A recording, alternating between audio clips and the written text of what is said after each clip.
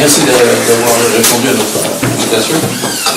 Ce qu'on voulait aujourd'hui, c'est de faire un petit point de tout ce qui se passe dans la pause et le développement du Linky un petit peu sur le c'est une conférence de presse qui est faite par l'ensemble des collectifs anti-Linky du Pays Basque. Je vous en donnerai la liste tout à fait à la fin. Ce qu'on va aborder comme sujet sont les 5 sujets suivants. D'abord, on va insister sur l'attitude d'Enedis aujourd'hui et leur art de poseur qui se manifeste. Ensuite, on est obligé de constater que durant la pause des Linky, les poseurs de Linky ignorent le minimum de normes en matière de pose de ces compteurs. On fera un point là-dessus. Troisième point, on essaiera de montrer que d'une manière systématique, que ce soit en matière de communication ou pas, Enedis veut à tout prix ignorer les dangers du CPL. On vous montrera que c'est tout à fait anormal parce que c'était quelque chose qui était connu par Enedis depuis tout longtemps, par Enedis et la Commission de régulation de l'énergie depuis pas mal de temps. Et puis on oublie toujours en ce qui concerne le Linky qu'il fonctionne mais avec le concentrateur, que le concentrateur lui émet de la téléphonie mobile en 2-3 jours. On fera un point rapide de ce en quoi la réunion du SDEPA du 6 décembre dernier, de jeudi dernier, et en fait on terminera par le fait que Enedis ne traite pas tous les administrés des communes d'une manière égale. Donc on va commencer par vous expliquer un petit peu quelle est l'attitude inqualifiable d'Enedis dans un cas bien particulier, celui d'Andaï. Bonjour. Alors, Andaï, le vendredi 30 novembre, il y a un commando de 8 poseurs derrière qui ont investi une résidence plaza à Andaï-Plage, aux 2 rues des Appréciats. Alors que selon leur courrier, leur passage était prévu entre le 19 et le 26 novembre. Et sans prévenir personne, ils ont donc débarqué le 30. Les poseurs ont refusé de partir lorsque 2 propriétaires et le syndic, l'agence de la plage, leur ont demandé de quitter les lieux. Ils ont poussé les copropriétaires qui étaient devant les portes des compteurs. Comme un propriétaire ne voulait pas bouger, ils l'ont saisi à 3 et ils l'ont déplacé, ils l'ont soulevé, ils l'ont déplacé. La police, j'ai été contactée, j'ai donc demandé à la police de se déplacer, la police n'a pas voulu intervenir. Alors les poseurs ont menacé de taper les personnes qui prenaient des photos. Ensuite, c'est donc dans ce contexte que les 80 compteurs à la résidence Plaza ont été remplacés par des Linky. Certains compteurs étaient même barricadés. Ils ont commencé par le compteur barricadé de la présidente du conseil syndical, qu'ils appelaient la chieuse, parce qu'elle avait lors d'un conseil syndical, elle avait été contre, etc. Et j'oublie de dire que c'est le seul pro-Linky de la résidence qui leur a ouvert la porte et qui les a fait rentrer.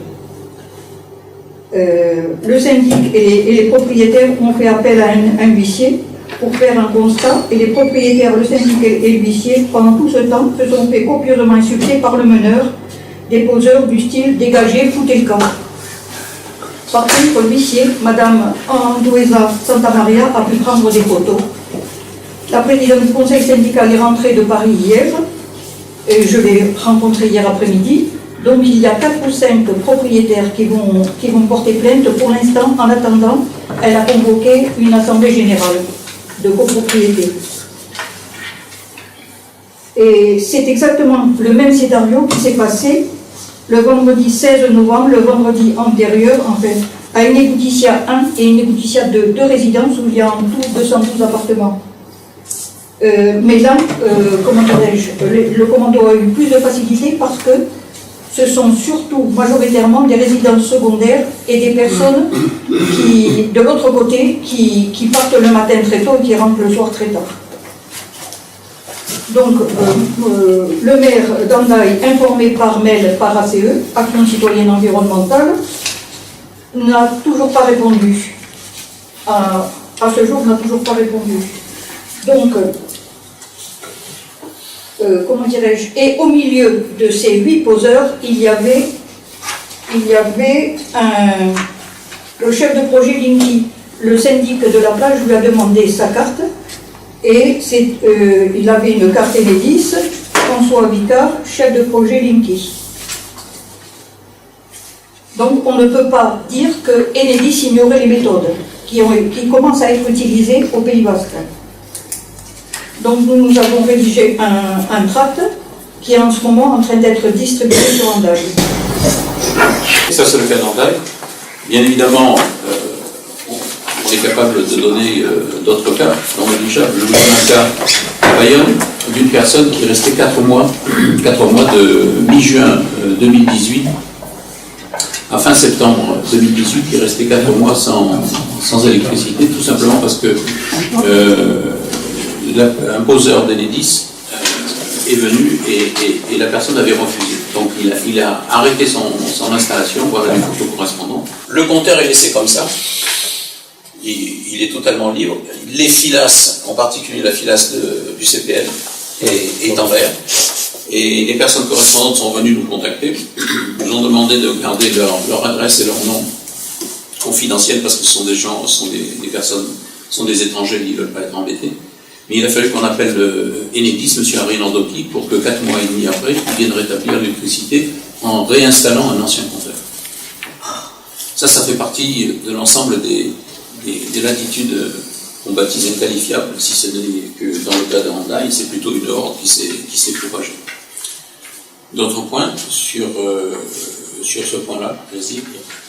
Oui, alors, moi je vais insérer un autre point, mais dans le cadre d'un article, d'une réponse à un article de Sud-Ouest. Il y a Sud-Ouest qui a publié un article le 5 décembre dans Sud-Ouest, un article, en fait c'était une interview de M. François Tillous, qui est le nouveau directeur territorial d'Enedis. Et dedans, il y a un certain nombre de mensonges sur lesquels on aimerait revenir.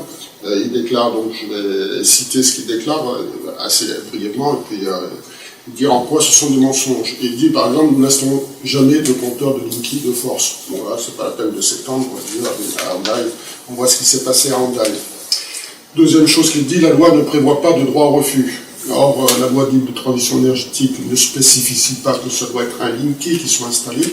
Et d'autre part, l'ancien ministre de l'écologie, Nicolas Hulot, a envoyé une lettre au maire de Loubon, où il déclare « Le refus de remplacement d'un compteur par un particulier est possible ». Et dans ce cadre-là, on ne comprend pas pourquoi, si une personne n'a pas le droit de refuser, on ne comprend pas pourquoi, justement, une baïonnette, ici à Bayonne, a vu un ancien compteur posé à la place du sien qui était en panne. C'est-à-dire que son compteur était en panne depuis 1 an, c'est-à-dire qu'il ne relevait pas la consommation. Et Enedis a voulu poser un compteur Linky, puisque c'était ce qu'il posait.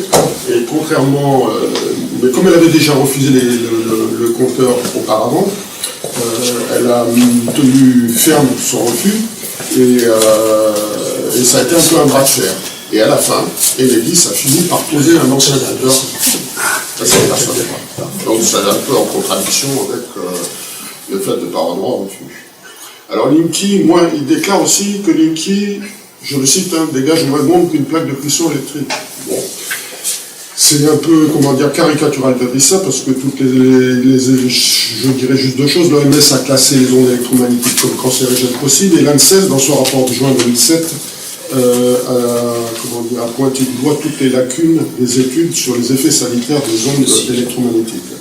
En fait, il n'en sait rien, et il avance ça sans savoir quoi que ce soit. Il dit aussi, il ne communique que la consommation. C'est oublier la collecte des données. La déclaration de M. Philippe Bouloubou, PDG d'Enedis, dans une vidéo de 2016, déclare « Nous sommes déjà un opérateur de Big Data ».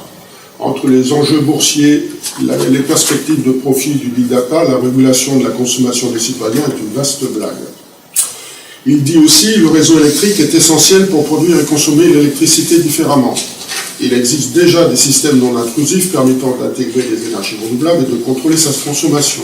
La pause à marche forcée du compteur Linky est le signe d'autres enjeux liés à un projet industriel démesuré et même totalitaire par le degré d'invasion dans le groupe privé qu'il représente. Et en outre, Enedis oublie aussi de nous parler du rôle de Linky dans la perception des taxes qu'il permettra par la transformation de la TIPP en TIPC. TIPC, c'est la taxe intérieure de consommation sur les produits énergétiques, une nomenclature très floue. En effet, grâce à Linky et grâce à l'émetteur AgroLinky qui se greffe dessus et qui analysera la consommation du foyer, cela lui permettra de mesurer l'électricité utilisée pour le chargement des batteries des voitures électriques. L'État, comme il est dit dans le rapport de la Commission de l'énergie, pourra prélever 3 types de taxes sur cette électricité-là. Vous n'alliez pas croire tout de même qu'il allait nous faire cadeau de la TTIP. Non, il l'a transformé en taxe intérieure sur la consommation sur les produits électriques. On comprend alors la volonté de l'État d'imposer le compteur Linky. Voilà. En fait, là, sur ce point-là, c'est très, très simple. Bien évidemment, si l'État pousse les gens à avoir des véhicules électriques, il est bien évident que le manque correspondant sur les taxes des produits, entre guillemets, pétroliers, doit être compensé quelque part. Il y a une étude qui a été faite, on est à peu près aujourd'hui à un petit peu plus de 150 000 voitures électriques, mais il est bien évident que dans les 10 ans à venir, et c'est poussé par le gouvernement, la partie correspondante va être importante. Et actuellement, les voitures électriques sont mues par du kilowatt au prix domestique, entre guillemets. Donc il est bien évident qu'il va falloir trouver ça. Et là, le Linky, comme le disait Patrick Pierrat, c'est un moyen de localiser dans l'appartement, là où les prises qui vont être utilisées pour charger. D'ailleurs, vous verrez il y a un dessin là, dans le texte là, qu'on vous a remis, il y a un dessin, un schéma sur comment l'ERL sur comment l'ERL va fonctionner, quoi. Et c'est assez incroyable parce que tout ce qu'on dénonce sur la collecte des données, la manière dont ils peuvent analyser nos comportements chez nous, ça se voit à travers ce dessin, quoi, parce qu'il y a vraiment l'ERL, il y a 7 sorties, ou je ne sais pas combien entrées à l'ERL, qui permettent chacune d'analyser la consommation du chauffage, et c'est visible, on voit très clairement comment c'est. La photo y est pas, mais c'est la référence du livre. Toujours dans le chapitre attitude inqualifiable d'Enedis, Enedis se comporte, ne se restreint pas simplement à envoyer des lettres. Maintenant, ils envoient des lettres avec accusé de réception. On vous a mis une copie dessus. C'est une lettre avec accusé de réception en menaçant, en l'absence de réponse de votre part, dans un délai de 15 jours, en vous réservant le droit d'engager toute procédure devant les tribunaux compétents permettant d'assurer le respect de vos obligations et la réparation éventuelle de dommages, ce qui pourrait vous exposer à indemniser Enedis. Comme on le disait tout à l'heure, on se retranche derrière la loi de transition énergétique, mais il y a un article de la loi, premièrement, dans les 215 articles de la loi de transition énergétique, il n'y a absolument aucun article qui fait référence à Enedis, ni à un dispositif de comptage quelconque, dans aucun de ces 215. Dans ces 215 articles, il y a des articles relatifs à la modification du Code de l'énergie, mais dans les modifications qui ont été faites dans le Code de l'énergie, à aucun moment on ne parle d'Enedis. Et quand il s'agit de parler des conditions de collecte des informations, il est bien précisé que dans ces articles-là, on demande l'aval du consommateur. Ce qu'à aucun moment il n'est précisé, ni dans les dernières conditions générales de vente qu'a imposé Enedis en décembre dernier, ni ailleurs. Donc cette lettre montre un petit peu quelle est la pression qu'exerce aujourd'hui Enedis. Bien évidemment, il ne mentionne pas, comme par exemple, puisqu'on parle de loi de transition énergétique, il y a un article très spécifique dans la loi de transition énergétique qui parle d'arrêter les gaspillages, pour remplacer un compteur qui fonctionne, pour l'installer par des nouveaux compteurs Linky, dont le coût va varier très certainement aux alentours de 7 milliards, si ce n'est pas un gaspillage. J'aimerais savoir ce que c'est. Alors moi, je vais parler au niveau des installations de la sécurité. Alors, l'installation des compteurs Linky, comme toute modification importante des installations électriques, doit être conforme à des normes précises et aux directives de la documentation technique de référence d'Enedis. Tout ça, c'est dans le document de l'automatique. Je ne vais pas citer les normes, mais en fait, vous pourrez... Donc, premièrement, les installations existantes doivent être aussi les installations électriques existantes doivent être aussi impérativement conformes au fur et à mesure des travaux de renouvellement et lors de nidifications importantes intervenues dans le voisinage pour garantir les risques liés à la sécurité des services publics et des personnes. Alors ça c'est important, les fournisseurs d'électricité ont l'interdiction de mettre en service une installation si son propriétaire n'est pas en mesure de présenter un certificat de conformité en cas de modification, réfection majeure des câblages, de même qu'un changement de puissance au compteur. En cas de problème technique ou sinistre, c'est aussi important, Enedis et ses sous-traitants n'encourent pas de responsabilité contractuelle en cas de défaut de sécurité des installations intérieures du client. Les assurances des particuliers refusent de prendre en charge les dégâts que peut provoquer la pose du compteur Linky. Et les CGV, les conditions générales de vente, excluent la responsabilité d'Enedis.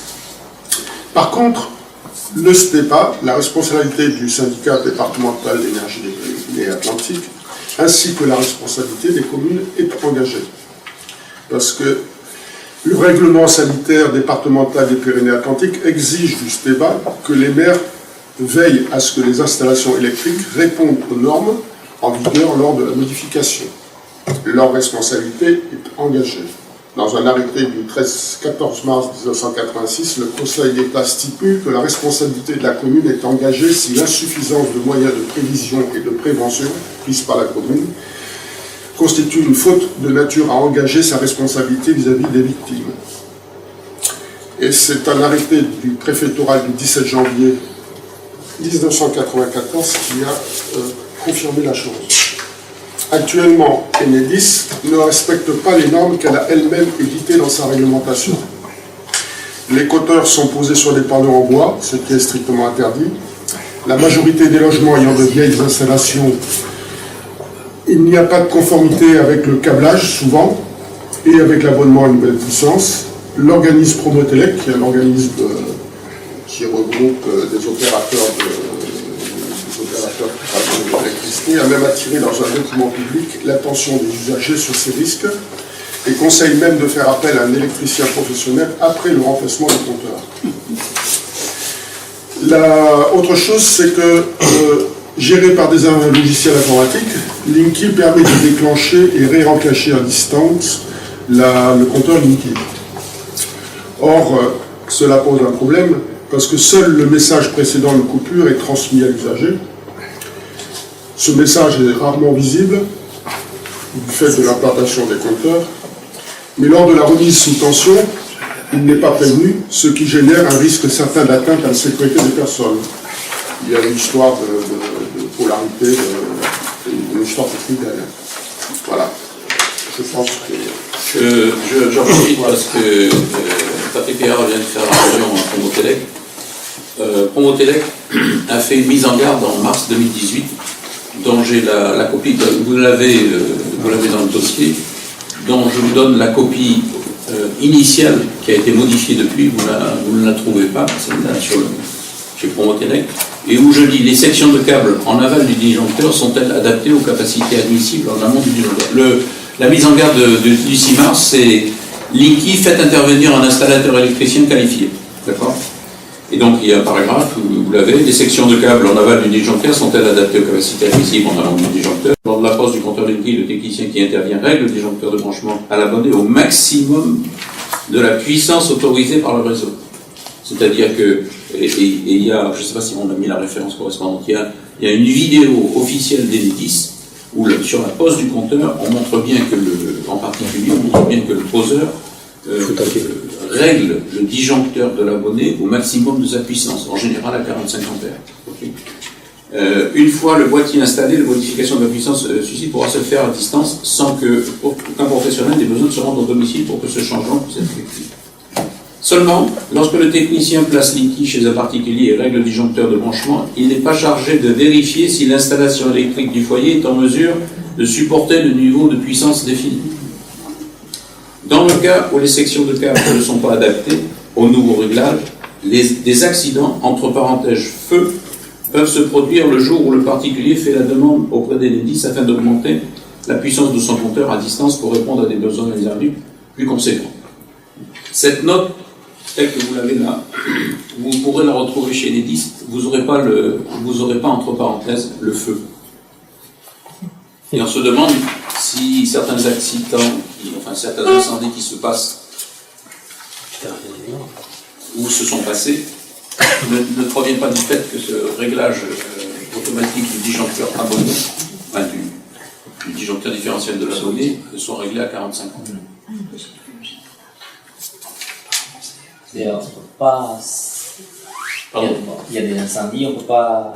Non, il y a eu un incendie à Pau, l'analyse est en cours par l'Enedis. Et tous les dysfonctionnements de compteur Linky. Non, alors par contre, on a plusieurs cas où, si vous voulez, il y a des gens qui ont été obligés de passer à des contrats supérieurs, parce que ce qui se passe, dans la mesure où le disjoncteur différentiel de l'abonné ne travaille plus, si vous voulez, c'est ce qu'on appelle le disjoncteur qui est intégré dans le Linky, qui n'est pas tout à fait un disjoncteur, qui, s'il y a une surtension, déclenche, et la seule chose que vous ayez comme recours, c'est de téléphoner à Enedis, qui à ce moment, bien évidemment, parce qu'en face c'est une table de réponse téléphonique, vous dira il faut que vous passiez un contrat supérieur, et vous passez un contrat supérieur. Des exemples comme ça, on en a, je l'ai sur le site du CAD, en particulier Vélo 64 à Bidart, a été obligé de passer à un niveau de contrat 2 fois au-dessus de ce qu'il veut. Et ça va se passer de plus en plus, si vous voulez, parce qu'on est au niveau de la pose du Linky. Bien évidemment, pour l'instant, il n'y a pas grand-chose. Et je dirais, entre guillemets, nous étions en été, nous arrivons en hiver. Okay, donc les consommations vont commencer à augmenter. Il n'est pas exclu qu'à mon avis, il y ait de plus en plus de cas qui vont se passer.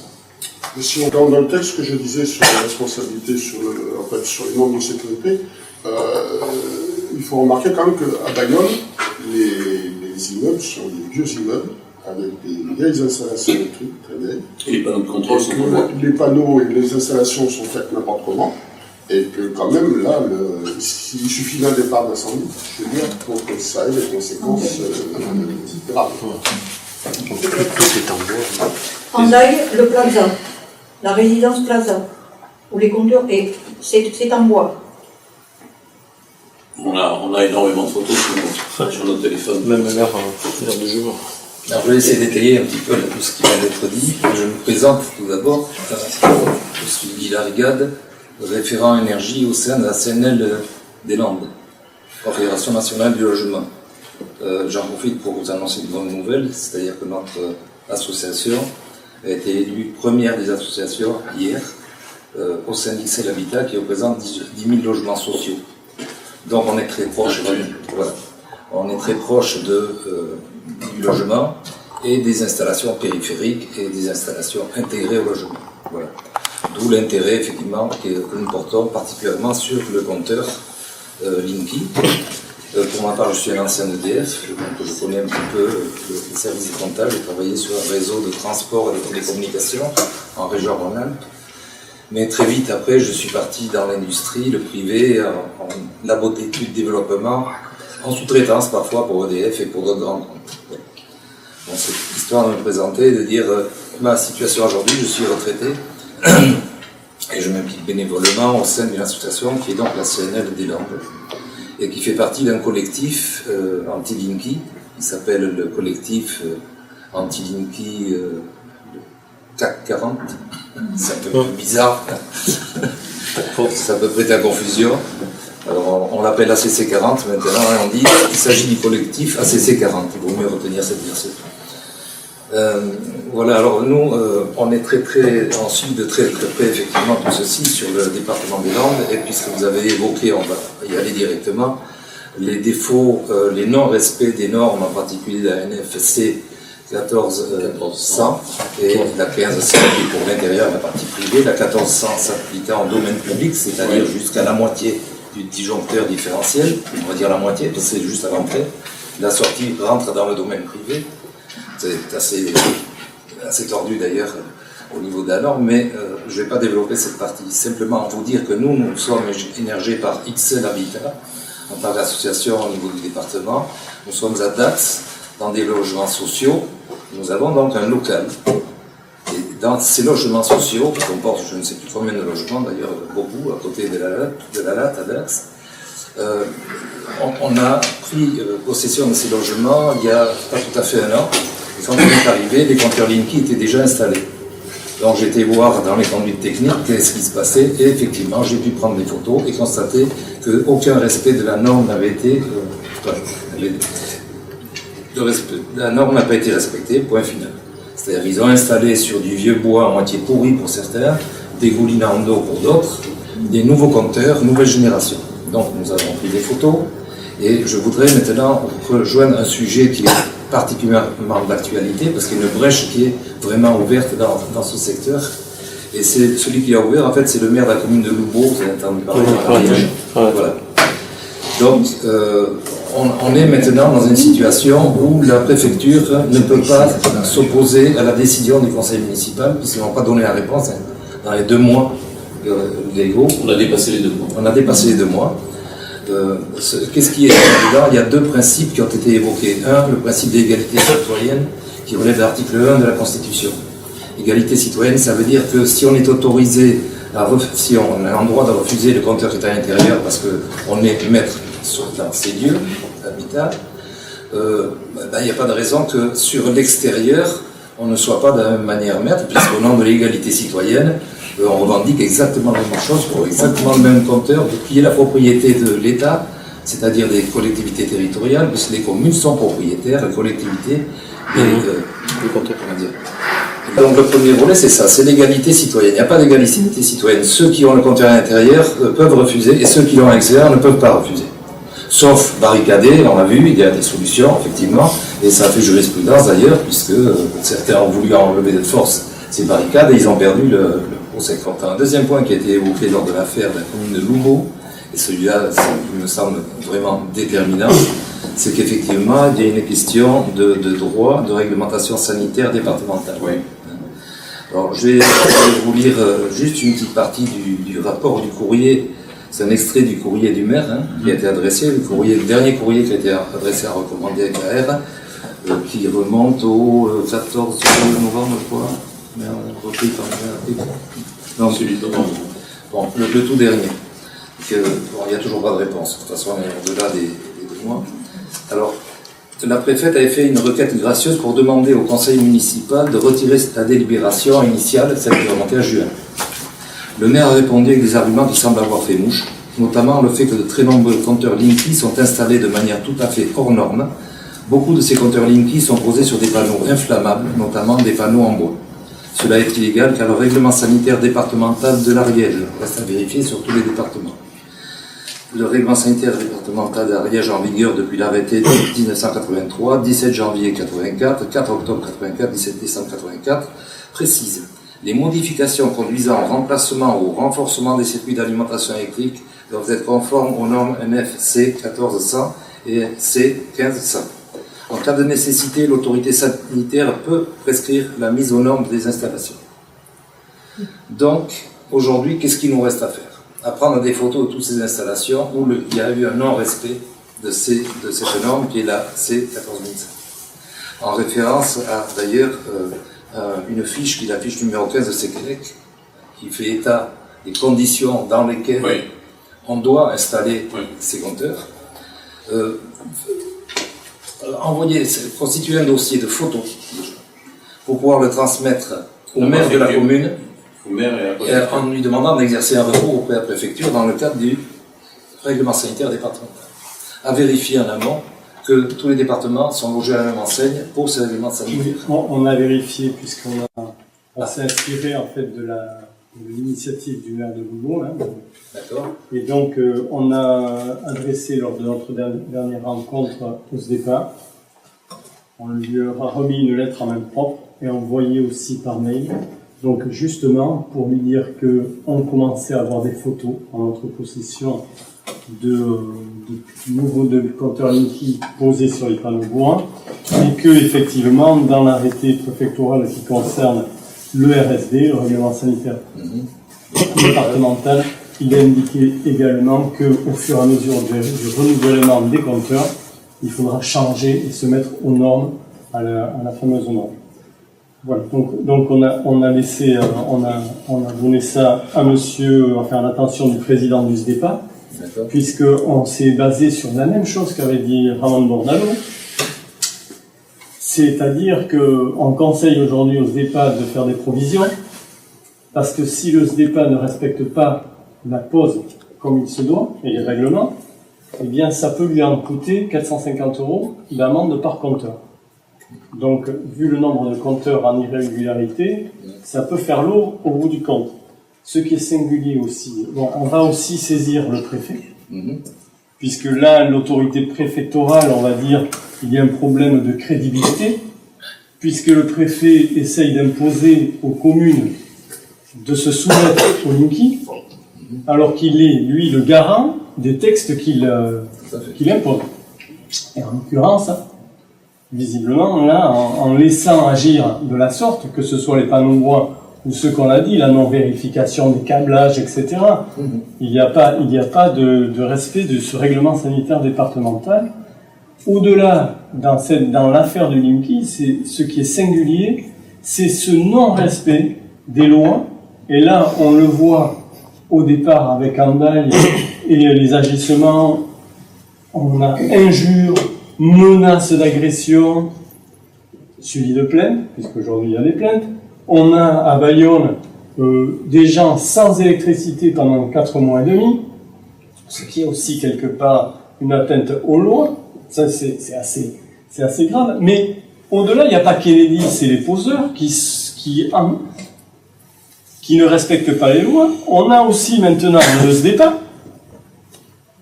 Et on a aussi la préfecture qui, elle-même, n'est pas totalement nette vis-à-vis de ce qu'elle impose. Donc, on est vraiment dans le cas du Linky d'une bombe à retardement, avec un problème sanitaire aussi qui va arriver.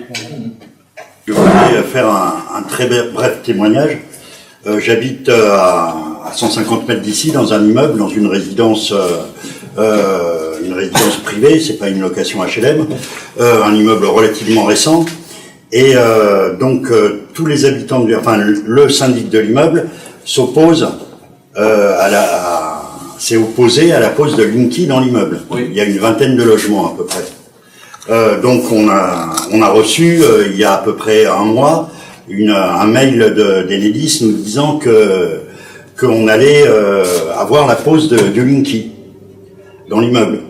Donc le syndic de l'immeuble a posé la lettre recommandée, une lettre recommandée écrite au maire, qu'elle a fait, que le syndic a fait auprès d'Enedis pour s'opposer à la pose du Linky. Moi-même ayant reçu plusieurs mails de j'ai écrit une lettre recommandée à Enedis.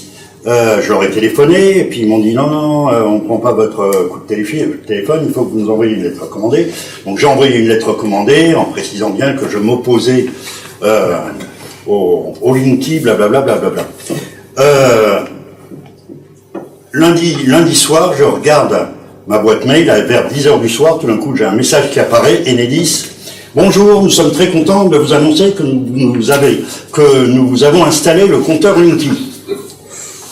Je me suis précipité dans le couloir. Il faut dire que le couloir où se trouve le boîtier électrique pour mon étage, et pour tous les étages c'est pareil, se trouve derrière la porte qui ferme à clé, c'est-à-dire que théoriquement, personne étranger à l'immeuble ne peut y accéder s'il n'a pas un code ou etc. Donc, je me précipite vers le boîtier, le placard, j'ouvre, et je vois que tous les compteurs de l'étage, alors je ne suis pas monté à tous les étages, ont été remplacés. Et donc,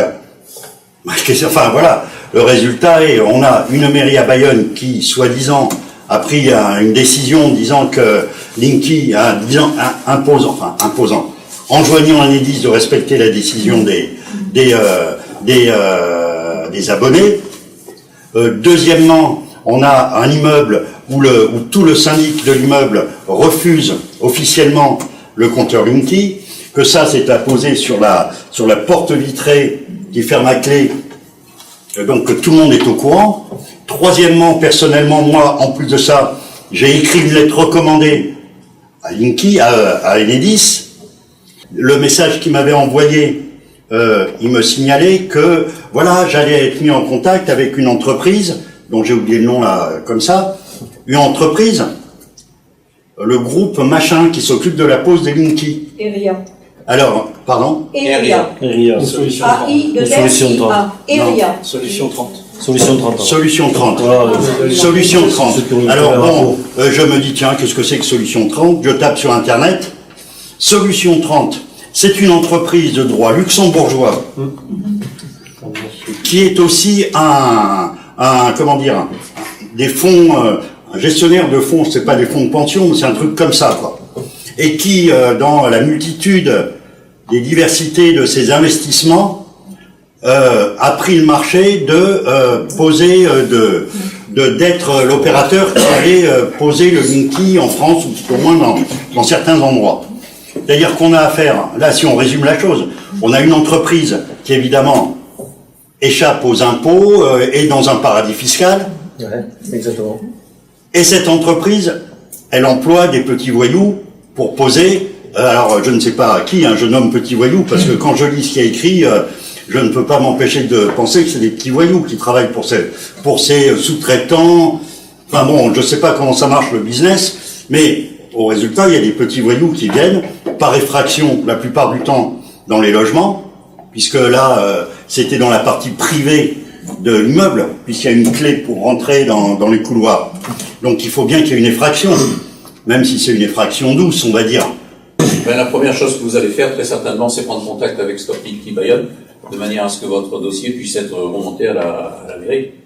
Je sais pas. Et alors, moi, je fais partie du comité Stop Linky Bayonne. En fait, premièrement, je dirais quand même, c'est combien de temps que ça a été posé, ça? Eh ben, lundi, là. Lundi. Voilà. Alors, ce que je veux dire, c'est que, par exemple, nous, alors, le collectif de Stop Linky Bayonne n'a jamais considéré que la décision qu'a été prise le maire de Bayonne était une victoire. C'est une chose sûre. On a toujours su que c'était un accord, provisoire, fragile, et que, je veux dire, il pouvait à tout moment entaché qui pourrait à tout moment être un peu détricoté. Ceci dit, depuis que cet accord est posé, on n'a aucun retour de gens comme quoi on ait posé un compteur à des gens qui auraient refusé ce compteur. Là, vous avez tout à Vous êtes la première personne à le dire. Voilà. Dans l'esprit du collectif de Bayonne, c'était de se servir de la décision du maire comme première approche. C'est-à-dire qu'on prend cette décision, c'est le premier approche face aux compteurs qui sont posés. Il y a une garantie fragile pour les Bayonnais. La deuxième, pour nous, ce qui nous semblait important, c'était la suite.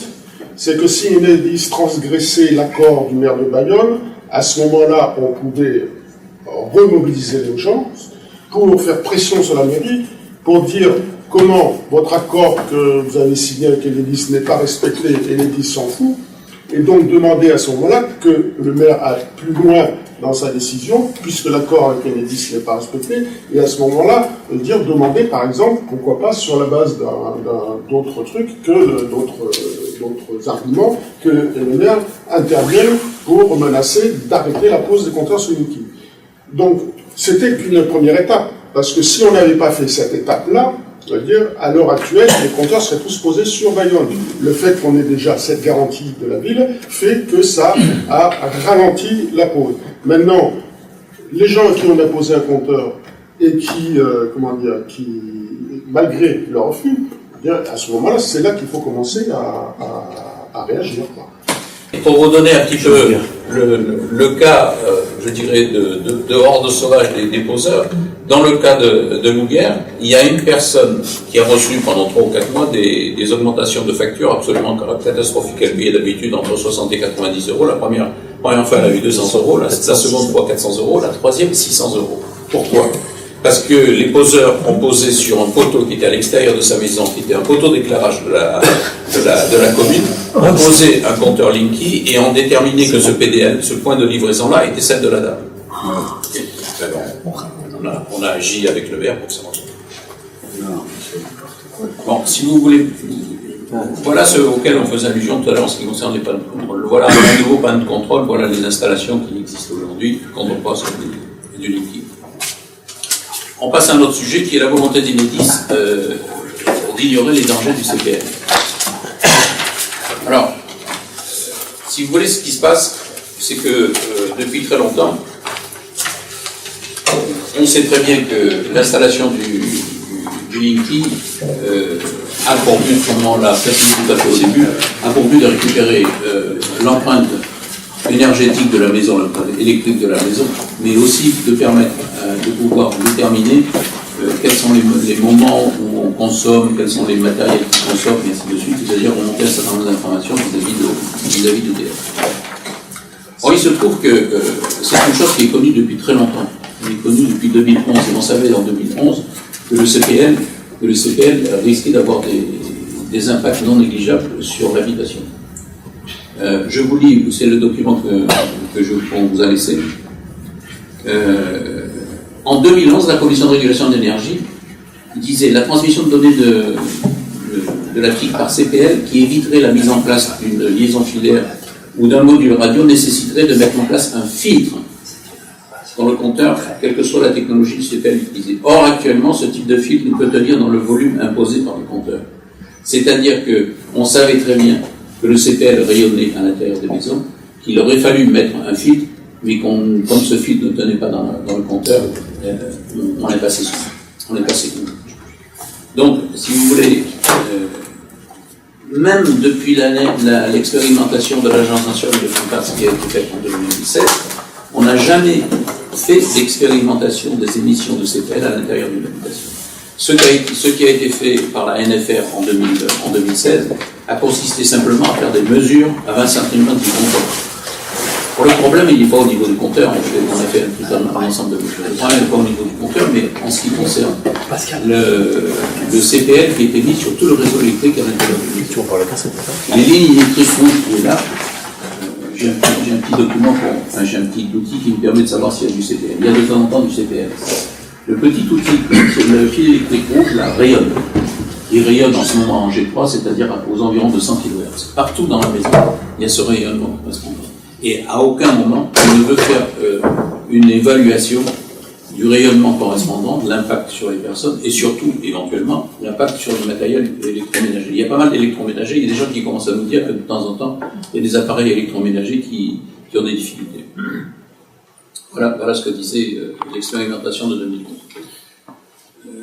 Je disais ça. Ensuite, si vous voulez, l'ANSES a fait une expérimentation en 2016, tout à fait au début, sur lequel l'Agence nationale de sécurité alimentaire et de l'environnement a fait en 2016 une expérimentation pour essayer de démontrer que le CPL n'avait aucun impact.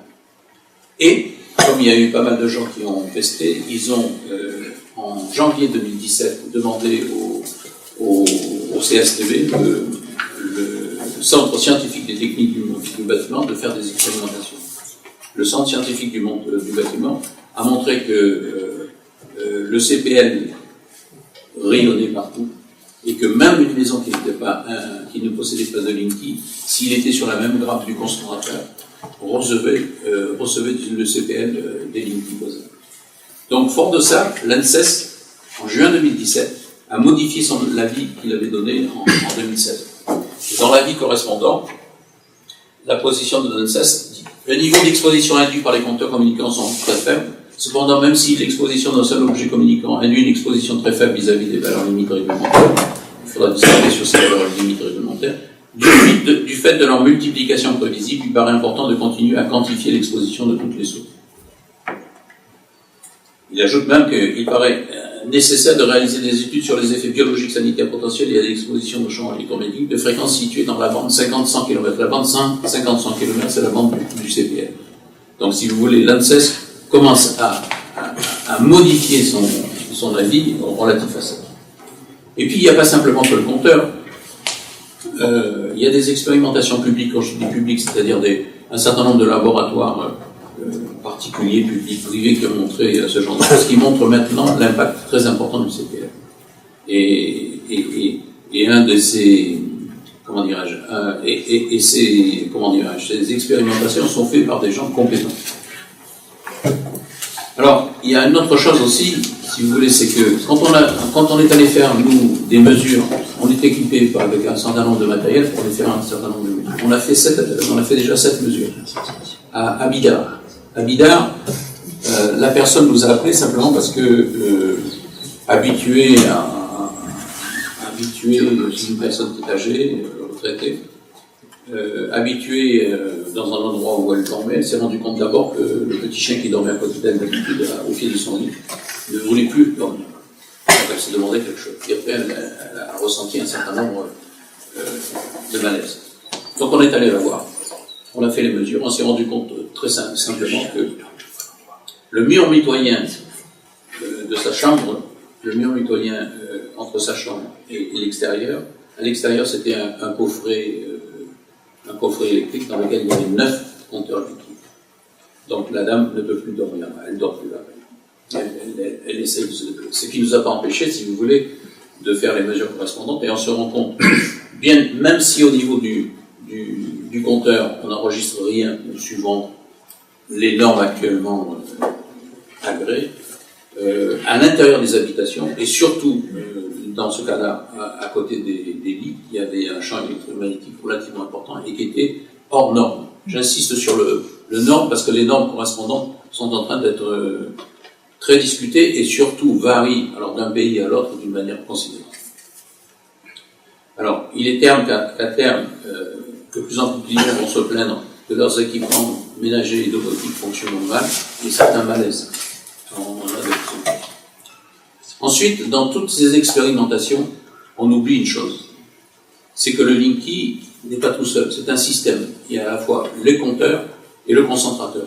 Je vous mets un petit schéma là. Le concentrateur, il est en général placé dans un poste de transformation. C'est pas toujours le cas parce que dans les petits villages, je connais Saint-Martin-d'Arberou, où ce concentrateur est placé juste à côté d'une école. Aucune expérimentation ni mesure n'ont été faites à proximité des concentrateurs qui, eux, fonctionnent en téléphonie mobile 2G et 3G. C'est-à-dire que le concentrateur ici, une fois qu'il a récupéré les informations qu'il a récupérées avec le CPN, il émet ça vers un centre DF. Il n'y a aucune expérimentation qui a été faite à ce niveau-là. Et il se trouve que là, depuis novembre 2018, il y a un appel énormément de scientifiques internationaux qui montrent que les normes qui ont été édictées par l'ICNIR, l'ICNIR c'est l'International Commission sur Non-Ionizing Radio Protection, qui est une société, qui est une commission qui est gérée par des industriels. Et en particulier, cet appel dit « La position et les lignes directrices de l'ICNIR ne sont pas scientifiques et protègent l'industrie, pas la santé publique. » Et à titre d'exemple, par exemple, en ce qui concerne la téléphonie mobile, en France, la norme est de 41 volts par mètre, et vous voyez ce qu'elle est en Belgique, en Italie et ailleurs. Et, chose extraordinaire, on revient, M. Lariga, sur l'histoire de la légalité. Pourquoi à Paris, la norme est à 2 volts par mètre? Donc c'est territorial. Donc c'est un point, quand on est allé voir le SDEPA, qui est le sujet suivant, quand on est allé voir le SDEPA, la remarque du SDEPA a été la suivante. La puissance de communication d'Enedis n'est pas la même suivant les copains. Il y a aussi un autre appareil qui est dans toute cette panoplie technologique. Il y a aussi un autre appareil qui se greffe sur l'ERL. Quand je disais tout à l'heure, je parlais que les taxes allaient être calculées grâce à cette ERL, ça veut dire que, alors l'ERL, il est soi-disant facultatif. Or, il va être posé d'office aux ménages précaires, en précarité énergétique, donc il sera posé d'office, et il sera fortement conseillé pour les autres. Sauf que si vous achetez une voiture électrique, si vous voulez changer de voiture électrique, vous serez obligé d'avoir l'ERL parce que seul l'ERL permettra de calculer la taxe sur cette électricité prélevée. Or, l'ERL, qui n'apparaît jamais dans aucune étude sanitaire, l'ERL fonctionne comme un téléphone mobile. L'ERL, c'est un téléphone mobile qui va fonctionner 24 heures sur 24 dans l'appartement. L'ERL, c'est ce qui sera normalement placé ici, si vous voulez, dans cette partie-là, et qui, dans le cas qui nous avait intéressé, n'avait pas été branché, les fils dedans. On parlait, les villes de Bayonne et Bouguer ont obtenu l'édifice les principes de respecter d'une manière restrictive. Quand je dis d'une manière restrictive, c'est que je pense que c'est pareil. C'est pas tout à fait pareil à Bayonne, mais à Bouguer c'est le cas.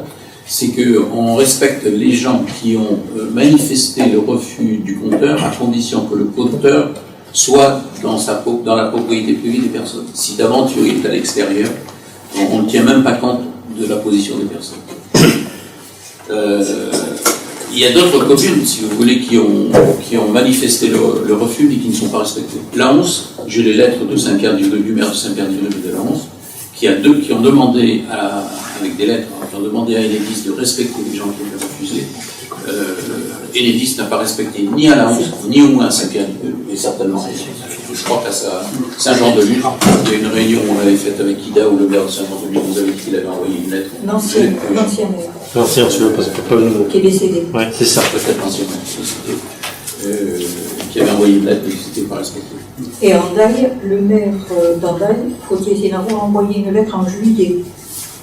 En juillet, il lui a été répondu par le nouveau directeur territorial des Pyrénées-Atlantiques d'Enedis, Tébous, je crois qu'il s'appelle, Tébous, en septembre, que tous les Andaliers devraient être équipés à 100%, c'est-à-dire qu'ils s'assoient sur la demande municipale. Petit détail sur Bayonne, c'est que le maire a interdit la pose des compteurs outils dans les bâtiments communaux. Cette décision. Par contre, au conseil municipal de novembre, Dans les crèches, le maire, sur enfants, les crèches, conseil tout ça. de ses techniciens, a accepté la pose de Linky dans tous les bâtiments municipaux. Crèches comprises, maternelle, école municipale, etc. Bon, ça, Donc pour terminer, si vous voulez, vous avez la copie de la lettre qui a été donnée par la mairie de Paris. Dans ce sens, elle a obtenu de la part d'Enedis de faire respecter le droit pour les personnes qui y sont opposées de refuser le nouveau compteur. Il est évident que ce droit doit s'appliquer sans discrimination au regard de la position du compteur. C'est la remarque auquel je faisais allusion tout à l'heure, parce que de temps en temps, à Mouguer et certainement dans d'autres pays, quand le compteur est sur, entre guillemets, la voie publique, mais pas dans l'enceinte privée, même si la personne avait refusé, les poseurs ne respectaient pas. En ce qui concerne Paris, il est évident que ce droit doit s'appliquer sans discrimination au regard de la position des compteurs à l'intérieur ou à l'extérieur des logements, ainsi qu'au statut de propriétaire ou locataire du parc privé ou social. Donc vous voyez, Enedis ne respecte absolument pas le principe fondamental de la République, qui est l'égalité.